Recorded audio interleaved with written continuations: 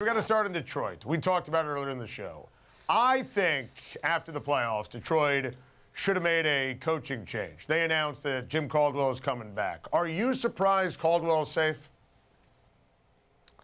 You know, I thought that the young GM there, Bob Quinn, who, let's face it, contemplated a coaching change a year ago, had the wherewithal to make a coaching change a year ago, decided to, after meeting with Caldwell, stick with him. He didn't want to come in with blood on his hands, didn't want to come in and muddy the waters. But this is a team that very well could end its season on 4 straight losses.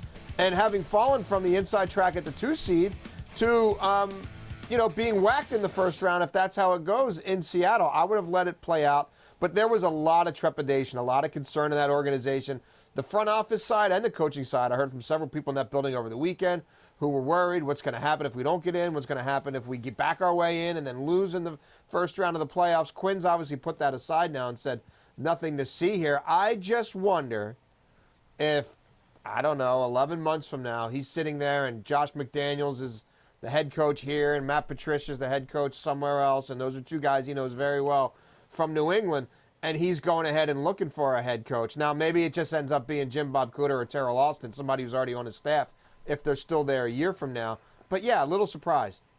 There's going to be a lot of regrets if you're Bob Quinn. I'm totally with you, Jay. I think it's a mistake. Now, what's the latest on Sean Payton? He said on his radio show he plans to honor his contract with the Saints, and I heard that, and I laughed, and I laughed, and I laughed some more.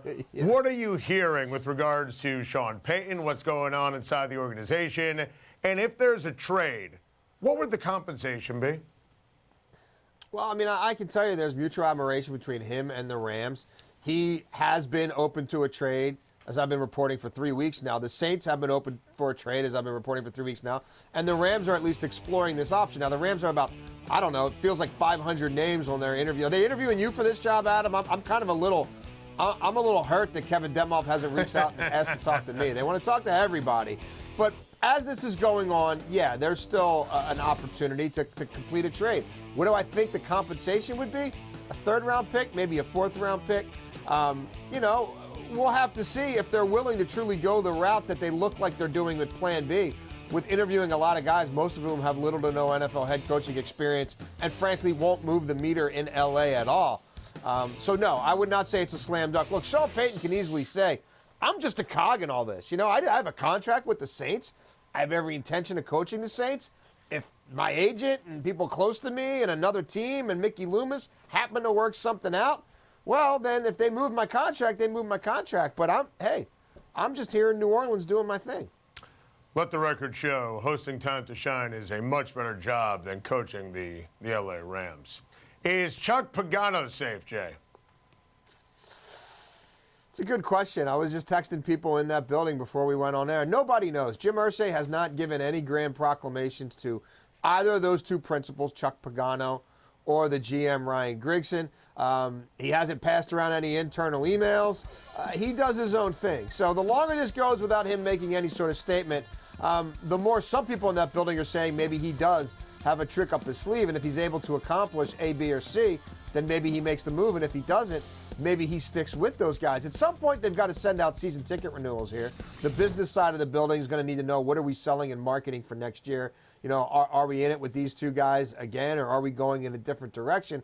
But again, he's a night owl. He kind of does his own thing. If he sent out some cryptic tweet, at 12 midnight and over the next couple days, it wouldn't shock people in that building. They're hoping that the longer this goes on without an announcement means he probably isn't doing anything, but everybody in that facility is just reading tea leaves for right now. I would think if that job opens up, any coaching candidate would want to coach Andrew Luck, right?